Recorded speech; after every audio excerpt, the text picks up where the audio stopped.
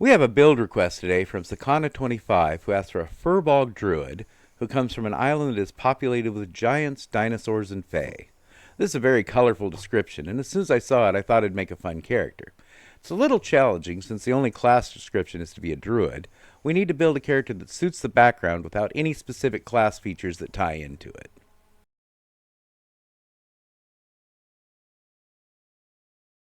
Hi everyone, and welcome to another exciting episode of The Dungeon Crashers. I'm Guy. And I'm Zapeel. Before we get started, please like our video, subscribe to our channel, and turn on notifications so you don't miss any of our interesting D&D content. Today we are building a druid. Druids don't need much in the way of multiclassing because they have a well-rounded skill set. They are full casters and fall somewhere between cleric and wizards in their casting, not being the best at anything, but being second best at everything. Wizards are the best at battlefield control spells and dealing damage, but druids are better at these things than clerics. Clerics are the best support casters with healing and buffing spells, but druids are better at this than wizards. One thing druids do very well with their spells is ongoing damage. They are able to get a lot of use out of only a few spell slots. Druids also fall between clerics and wizards in terms of weapons and armor. They fall behind clerics by a good amount, but are much better than wizards. Our goal here is to focus on the druid's casting, using concentration spells to get an ongoing effect, and then supporting his party with healing and fighting with the club. The race we are using is Furbog. They are giantkin, and they also have a strong connection to the Feywild. They are normally shy and peaceful, seeking to avoid conflict, but they are very aggressive if something threatens them or their homes. This is particularly true for those who are druids. They are in tune with the land and perceive attacks on the forest the same as attacks on themselves. Furbogs are medium humanoids but stand taller than humans. They have powerful build, making them count for one size larger to determine the weight they can lift, carry, or drag. They have a movement speed of 30 feet, and they have an ability called Hidden Step. As a bonus action, they can turn invisible until the start of their next turn. They become visible if they attack or cause someone to make a saving throw. They can do this a number of times per long rest equal to their proficiency bonus. Furbogs also have magical abilities. They have Speak of Beast and Leaf. Plants and animals can understand their words, although the Furbog has no special ability to understand them in return. They also have advantage on charisma checks to influence animals and plants. Their Furbog magic lets them cast Detect Magic and Disguise Self once per long rest without using a spell slot, and they can cast them with any spell slots they have. When using Disguise Self, they can appear as 3 feet taller or shorter than their actual height. The casting ability for these spells can be Intelligence, Wisdom, or Charisma, and we will be choosing Wisdom. Furbogs speak Common and one language of their choice, and we chose Sylvan, which is the language spoken by Fey creatures.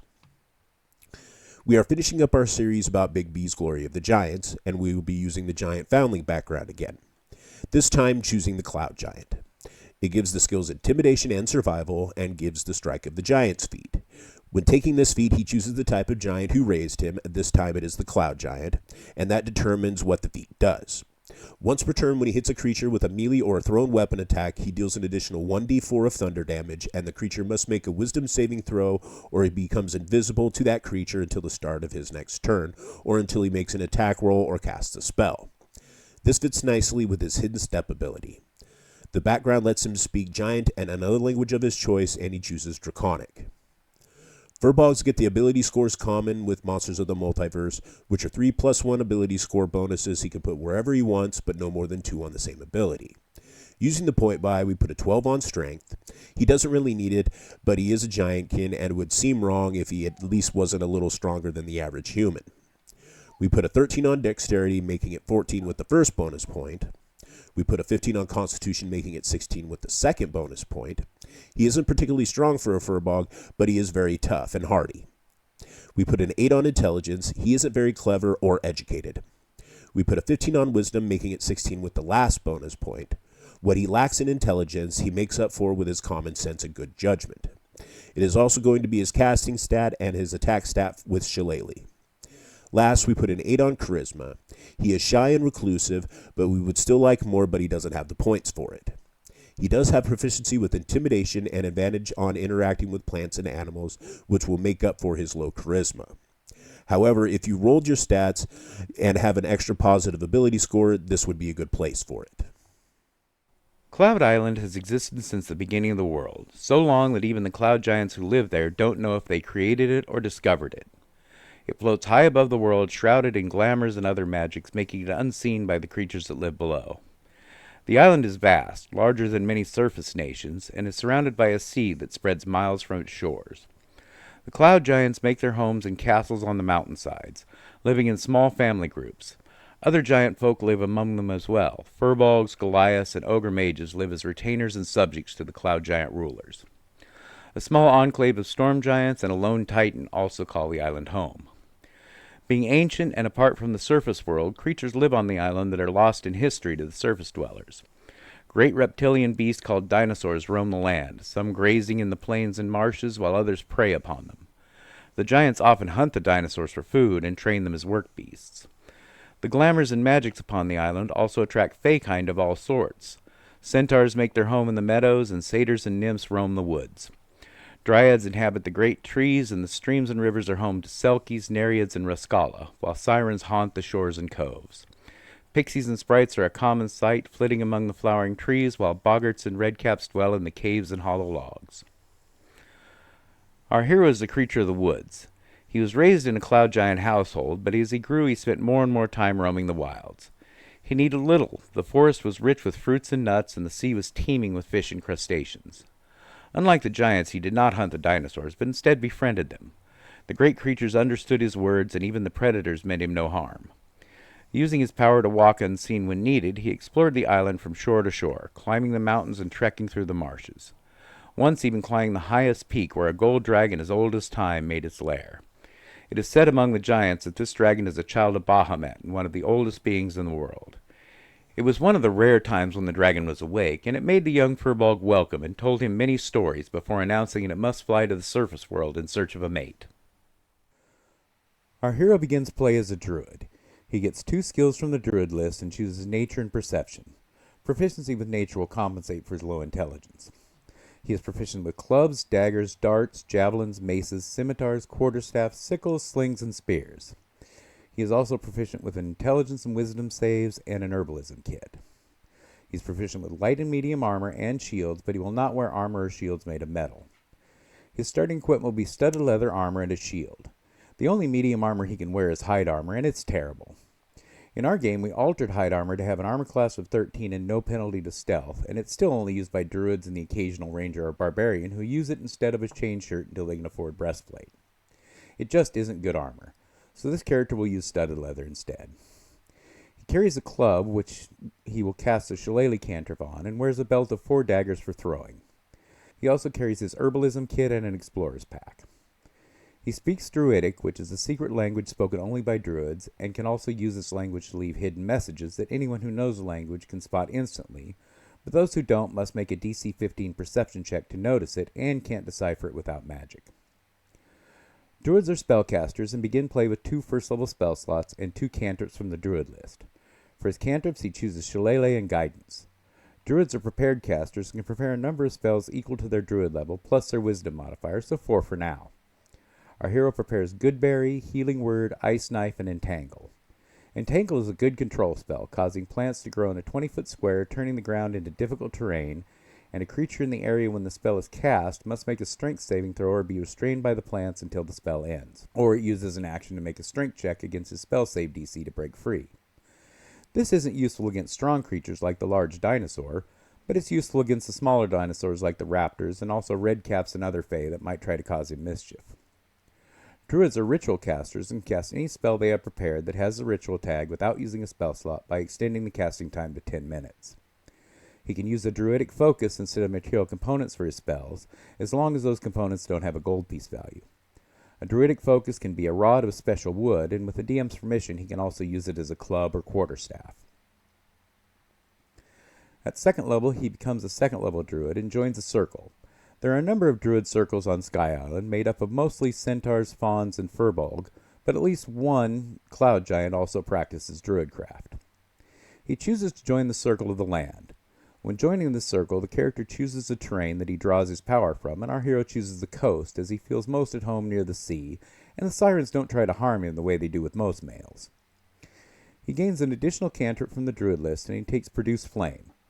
Furbolgs lack dark vision, so being able to conjure a flame whenever needed is very useful, and the flame can be thrown as a spell attack, dealing 1d8 fire damage.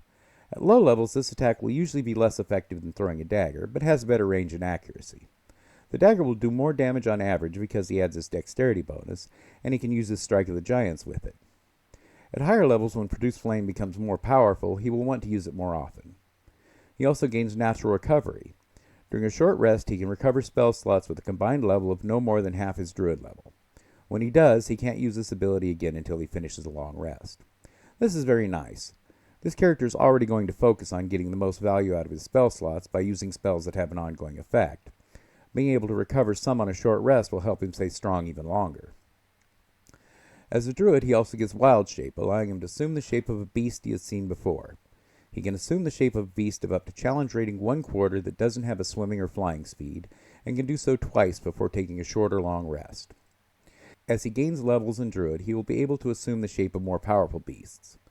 He can stay in beast shape for a number of hours equal to half his druid level rounded down before returning to his normal form, unless he spends another use of this feature. He can also spend a bonus action to return to his normal form should he want to. He also reverts if he drops to 0 hit points or dies. If he drops to 0 hit points, he reverts with the same number of hit points he had before assuming the wild shape. There are some more rules to this, and you should read them in the player's handbook. The Velociraptor and Poisonous Snake are his best choices that fit the dinosaur theme. Until he visits the surface world, he's unlikely to have seen common forms like wolves or panthers. He also gets a third first-level spell slot and can prepare another spell, and he chooses Absorb Elements, which can be a useful defensive reaction. His peaceful life was interrupted when a ship appeared on the ocean sailing towards one of the coves. This was very unusual as the sea ended at the edge of the clouds, and the ship would need to be able to fly in order to reach, but the ship came all the same. Our hero was surprised that the sirens had left the vessel unharmed, and thought that the creatures aboard must have powerful magic. It was a huge vessel with 3 masts and a hull armored with bronze. Its sails bore the standard of a black dragon. As the ship approached, he could see the figures crewing it. They were small creatures, seeming to be shorter than himself, as he was small for his kind. They were wearing armor of iron, save for one who stood at the prow of the ship wearing black robes and carrying a staff. Our hero was curious as to what they might want, but also cautious, as they seemed to be warriors. He assumed the form of a poisonous snake and hid in the grass near the beach. A small party of the armored figures came to shore in a small boat. They resembled giants, but were much smaller, and they looked hairy and savage. They carried weapons of steel like the cloud giants used. When they reached the shore, they dragged the boat ashore and began trekking the island. He followed in serpent form to see what they were after. At 3rd level, he becomes a 3rd level druid. He gains a 4th first level spell slot and 2 second level spell slots, and can prepare additional spell that can be up to 2nd level. And he takes Summon Beast, allowing him to conjure a beast that can be of the land, air, or water creature, and the stat block for each of these spell descriptions is in Tasha's Cauldron of Everything. He is also going to stop preparing Entangle and prepare Spike Growth instead. He also stops preparing Absorb Elements and instead prepares Healing Spirit. Healing Spirit could be used instead of Healing Word, but it requires concentration and a 2nd level spell slot, so having Healing Word prepared as well is a good idea. He also gets Circle Spells, which he always has prepared and don't count against the number of spells he can prepare. From Coast Druid, he gets Mirror Image and Misty Step. Both of these are excellent spells and not on the Druid list. Mirrored Image is a strong defense that doesn't require concentration, and Misty Step is a good bonus action teleport, which is always good to have available. At 4th level, he becomes a 4th level druid, getting an ability score improvement or a feat, and he takes the Guile of the Cloud Giant feat. It allows him to increase his strength, constitution, or charisma by 1 point, and he makes his constitution 17. It would be better if he could increase his wisdom, but constitution is also an important part to him. It also gives him Cloudy Escape.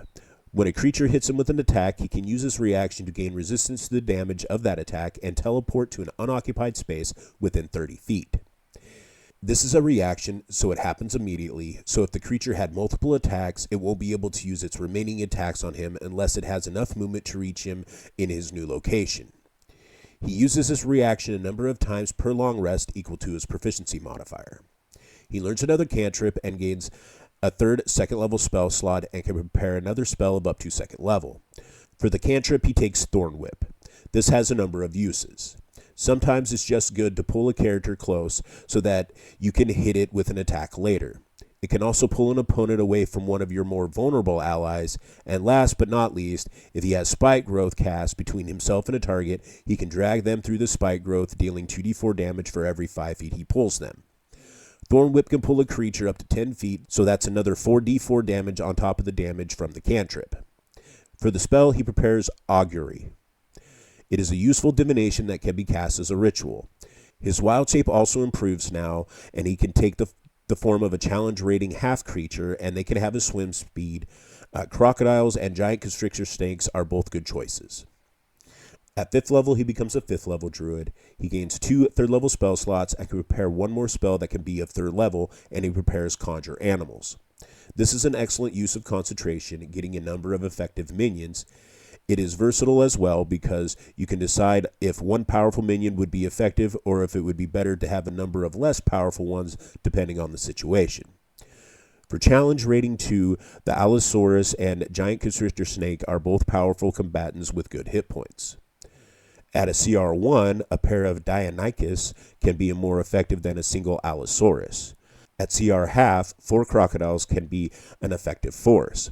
And at CR quarter, he can get 8 Diametrodons, constrictor snakes, or velociraptors. He will also stop preparing Summon Beast and begin preparing Summon Fae. The stats for the Fae he can summon are also in Tosh's Cauldron of Everything. In most cases, Conjure Animals would be more effective use of a spell slot and concentration, but Fae have abilities that can be useful in the right encounter. Alternatively, Tidal Wave is a strong attack that doesn't require concentration and might be a better spell to prepare than Summon Fae. He also gets circle spells, and the spells he gets are Water Breathing and Water Walk. As a druid of the coast, these will help make him at home in the environment without having to wild shape. Revivify is also available at this level, and if he is in a party without another healer, it would also be a good idea to prepare it. At first he watched the strange little creatures. They seemed to be heading in the direction of the mountains, but after a time they stopped and began cutting trees, while some began hunting small dinosaurs with their bows.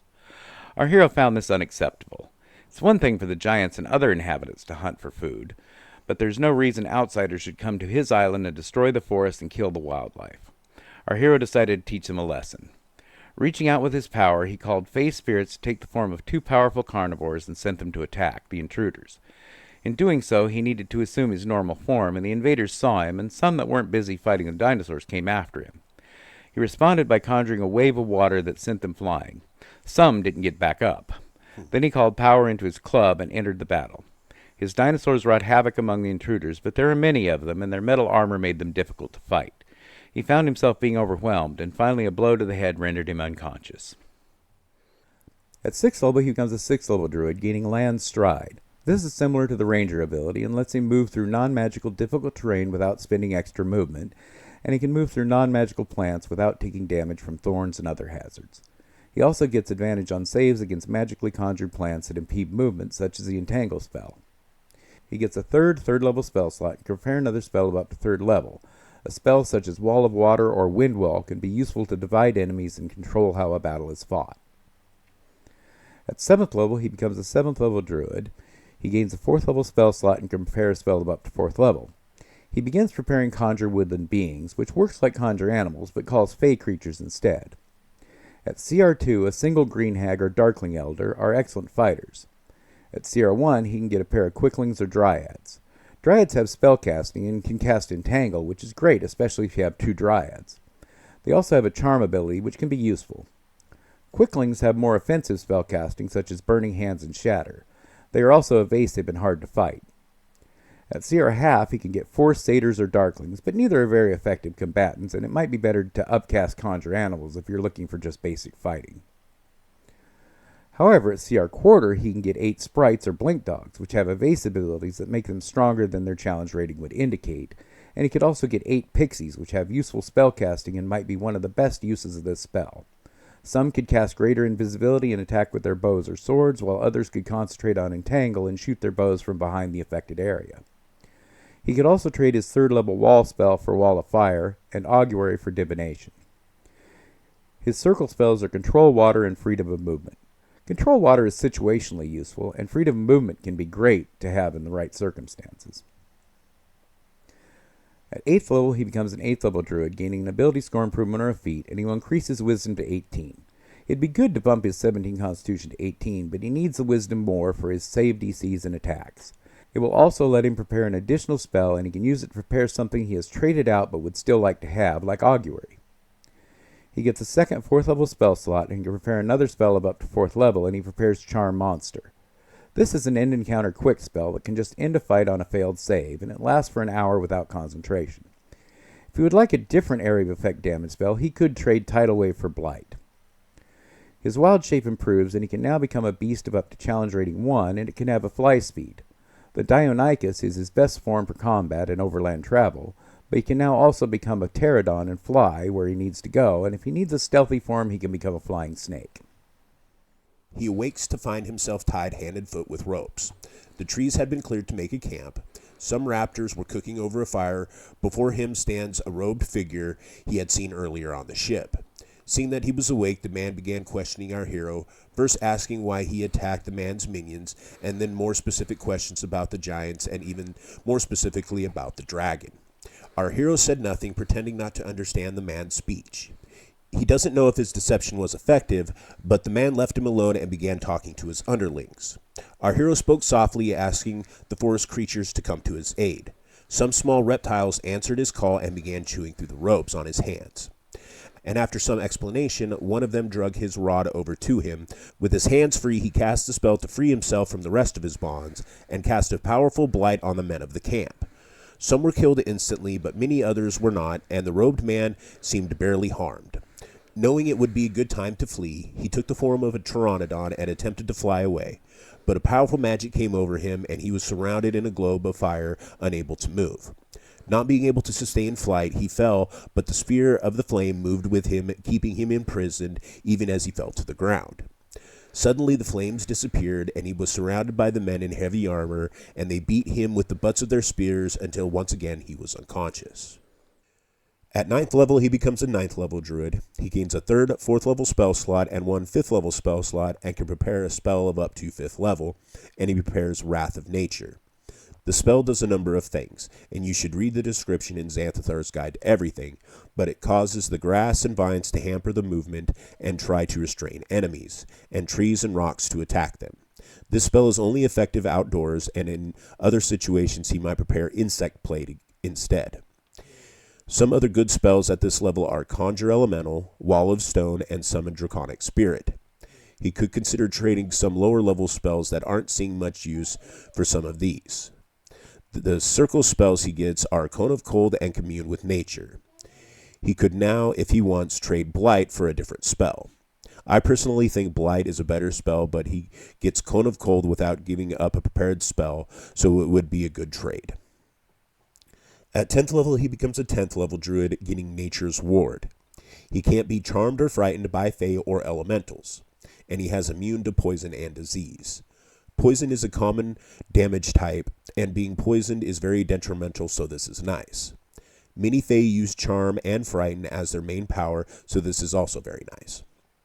Interestingly, there are some player races that are Fae, such as Satyrs, Centaurs, Fairies, and Hexbloods, and this would protect them against them as well. He learns another cantrip, and he chooses Shape Water. It can be a good utility cantrip, but we are also taking it because it fits with his Coast Druid. He gets a second 5th level spell slot and can prepare another spell of up to 5th level, and he will take one of the options we mentioned at 9th level. There are also some good 5th level spells like Awaken and Greater Restoration, but since Druids are prepared casters, they can prepare these after a long rest when he needs them rather than preparing them on a daily basis. At 11th level, he becomes an 11th level Druid. He gains a 6th level spell slot and can prepare another spell of up to 6th level, and he chooses Sunbeam. It allows him to fire a beam of light that deals 68 radiant damage and blinds the target unless the target makes a Constitution save. If they save, they take half damage and they aren't blinded. He can do this as an action on any turn for the duration of the spell. This is a good way to stretch spell slots. The effect is pretty good, and using it every round when he doesn't have any more important uses for his action is a good value. The main drawback is that it competes with other spells for his concentration, and there are situations where he will have better things to concentrate on. He should also trade a lower level healing spell for heal, and could trade one of his wall spells for Wall of Thorns. This time when he awakens he's in the dragon lair. He knew it well, and now he understood why these invaders have come. Somehow this robed man, who he assumed was a wizard, had discovered that the dragon was away and had come to steal its treasure. They weren't having much luck, because the dragon did not care to sleep on piles of gold, as did many of his kind. The dragon did keep a hoard of treasure, but it consisted of beautiful jewels and ancient objects of art and magic, and was cleverly hidden away. Our hero had a good idea where it was hidden from his discussions with the dragon, but had no idea how to access it. He was bound with chains this time, and his mouth was gagged, limiting his options to escape, so he feigned unconsciousness. He wondered why he was left alive, but didn't have to wonder long. The robed man slapped him and shook him awake, and demanded to know where the dragon's treasure was. Our hero attempted to pretend ignorance, but he had no skill at lying. The wizard then attempted to use charms and compulsions to compel him to talk, but our hero's will was too strong. He couldn't have talked even if he wanted, because his mouth was gagged. Once again he attempted deception, and mumbled through the gag as if he had submitted to the wizard's will. This time his deception worked, and the wizard removed his gag. With a word, our hero transported himself free of his bonds to a location across the cavern, where he saw a heap of goods, with his rod among them. Grabbing his rod, he conjured a wall of stone to protect him while he planned. Knowing it wouldn't take long for the wizard to dispel his wall, he called a pair of green hags to fight beside him, and dropped the wall, rushing to attack before the wizard could prepare himself. Caught in the midst of attempting to dispel the wall, the robed man was surprised as a blast of cold washed over him and his men. The wizard responded with a burst of dark energy, but our hero used his cloudy escape to absorb most of the damage and transport himself to the exit of the dragon's lair. He throws his dagger at the wizard, willing thunder magic into it. The dagger struck with a loud bang, wounding the wizard, but also clouding his vision so that he couldn't see our hero. The wizard's minions were still recovering from the blast of cold when the green hags set upon them, tearing them limb from limb. Our hero takes the form of a giant constrictor snake and lunges at the wizard, wrapping it in his coils and repeatedly biting the robed man and willing the thunder magic into each bite. Unable to see him, the wizard was limited in its ability to respond, so it used its own ability to teleport to escape his coils. Wasting no time, our hero dismissed the green hags and called forth a draconic spirit that resembled his friend that owned the lair. The dragon leaped on the wizard, tearing with fang and claw and breathing fire. Our hero followed behind, beating the wizard with his club. At last the wizard went down, and our hero returned the hospitality he had been given and bound the wizard in chains and stuffing a gag in his mouth. He then mounted the dragon and collected the wizard in its claws and flew towards the mountain where the nearest cloud giant keep was located. At 12th level, he becomes a 12th level druid, getting another ability score improvement or feat, and he takes the resilient feat for constitution, making his constitution 18 and giving him proficiency with constitution saves. This will greatly improve his concentration, which is going to be important. He doesn't get another spell slot, but can prepare another spell, and he prepares Conjure Fey. This spell can call a Fey that takes the form of a powerful beast such as a brontosaurus, giant crocodile, or stegosaurus that is friendly and obeys his commands, but if his concentration is broken, it doesn't disappear, but remains for an hour and becomes unfriendly. This is a risky but powerful spell. At 13th level, he becomes a 13th level druid and gains a 7th level spell slot and can prepare another spell of up to 7th level, and he takes Firestorm. This is one of the better damage spells in the game, and sometimes just blasting things can be a great option. At 14th level, he becomes a 14th level druid, gaining Nature's Sanctuary.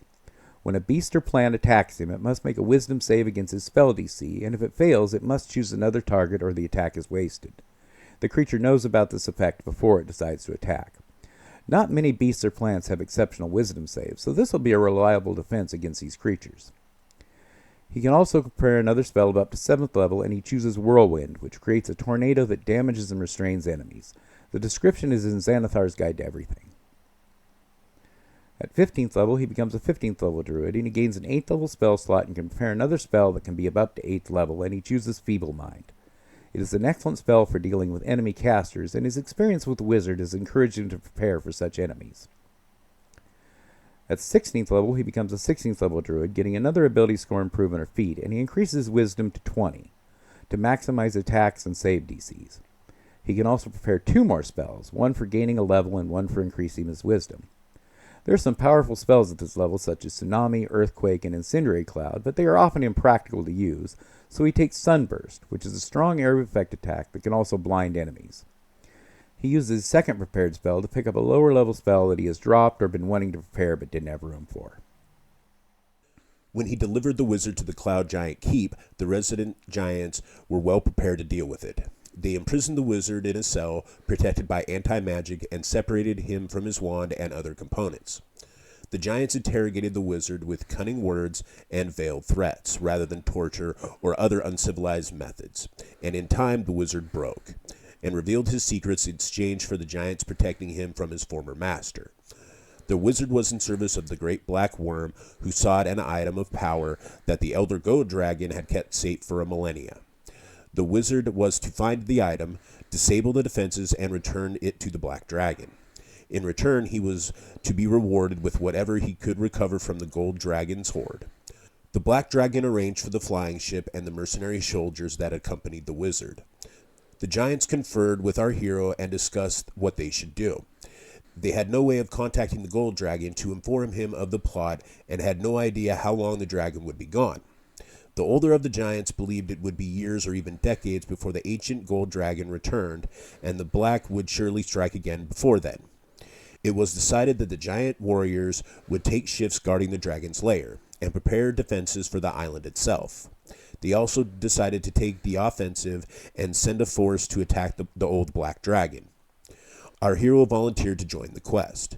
With him was sent an ogre mage skilled with the arts of sorcery, a centaur paladin who had sworn an oath to defend nature, a fairy who was a warlock in service to the Fae Queen, and a satyr who was a priest to the god of the hunt. The band took the wizard's flying ship and headed to the swamp where the ancient black dragon lord made his home. At 17th level, he becomes a 17th level druid. He gains a 9th level spell slot and can prepare another spell of up to 9th level, and he chooses Shape Change, which lets him take the form of any creature of a challenge rating of up to his level that he has seen before. The creature can't be an undead or a construct. An adult gold dragon would be an excellent combat choice, but depending on your DM, you may not be able to cast his druid spells. It's really a DM's call. Dragons in older editions of D&D have the ability to cast spells.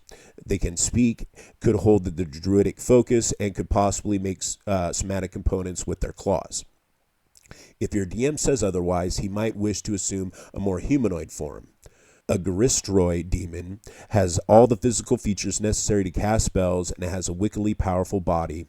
Other things like a planetar or storm giant quintessence would also be great if he has the opportunity to see one. Shape Change is a fun spell in that you suddenly start keeping track of all the powerful creatures you see in case you want to become one. Druids are already used to doing this with beasts, so this is the next step. At 18th level, he becomes an 18th level druid. He gets Timeless Body.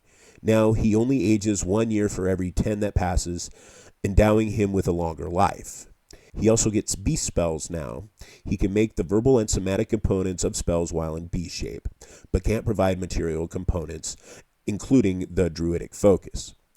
This still leaves a number of spells available to cast while wild shaped. Depending on your DM, this might also extend to shapes you are polymorphed or shape changed into, but rules as written, it doesn't. He can prepare another spell that can be of any level, and he takes Foresight, which has an 8-hour duration and gives him advantage on all attack rolls, ability checks, and saves. Prevents him from being surprised and gives enemies disadvantage on attacks against him. This can be very powerful, but it does use up his only 9th level spell slot. At 19th level, he becomes a 19th level druid, and he gets his final ability score improvement or a feat, and he increases his constitution to 20. This will further protect his concentration and other constitution saves, boost his hit points, and increase his saving throw DC for his Cloud Strike. He can also prepare another spell, and he will pick a spell that he has been wanting to prepare but hasn't had the room for it.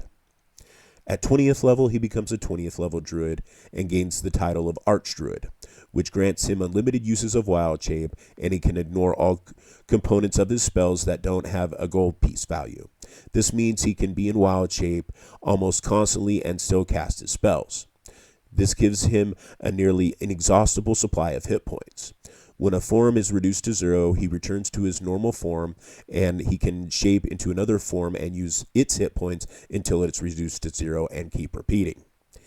If his normal form runs low on hit points, he can cast Heal before entering a new wild shape. The ability to ignore components also applies to his normal form, not just his wild shapes, so it isn't a stretch for the DM to allow it to work in any shape he takes, even those assumed by polymorph or shape change, but is still up to your DM. Speaking of shape change, Ancient Brass Dragons and Pit Fiends are available at this level. Our hero and his companions make their way through the Black Dragon Swamp. It is well guarded. The Ancient's offspring, many of whom are adult dragons in their own right, dwell in the marsh. They also encounter vampiric lizard folk in large numbers. Our band of warriors are powerful, but their abilities are taxed by the repeated battles. At last they make it to the ancient ziggurat where the ancient black keeps its lair. The old temple is partially sunk into the marsh, and moss and vines overgrow it, but it still reflects the skill with which it was crafted. The great stone doors stand open. Our heroes prepare themselves for battle and march forward to face the dragon and its remaining minions. We hope you enjoyed this video and hope it lived up to Sequana 25's expectations. We chose to make it a single-class druid because druids don't necessarily need multi-classing. They are full casters and have powerful abilities. Some druids can benefit from some levels in other classes. Barbarians and moon druids go well together. Spore druid works well with monk or ranger. But land druid is a caster-focused subclass and better off just progressing in spellcasting. As a prepared caster, this character is very flexible. We chose a mix of healing, damage, summoning, and control spells, but he could adapt to the needs of his party in the campaign. If the party lacks a healer, he can lean more into that, but if a cleric has a healing job covered, he can focus more on damage and control spells. There are 3 spells he absolutely wants to always prepare: Conjure Animals, Conjure Woodland Beings, and Conjure Fae. While he is less of a summoner than Shepherd Druids, the ability to bring allies into a battle is always useful, and he has a variety of summons available to suit particular situations. We think it's a very balanced caster, able to fill a variety of roles in a party. He can even melee pretty well using Shillelagh or Wild Shape combined with his Strike of the Giants. This concludes our series about Bigby's Glory of the Giants. If you enjoyed this character or any of the other giant builds we've done, tell us about it in the comments, along with any suggestions, questions, or build ideas. And join us next week when we take a quick look at the material from the Book of Many Things. Until then, cheers.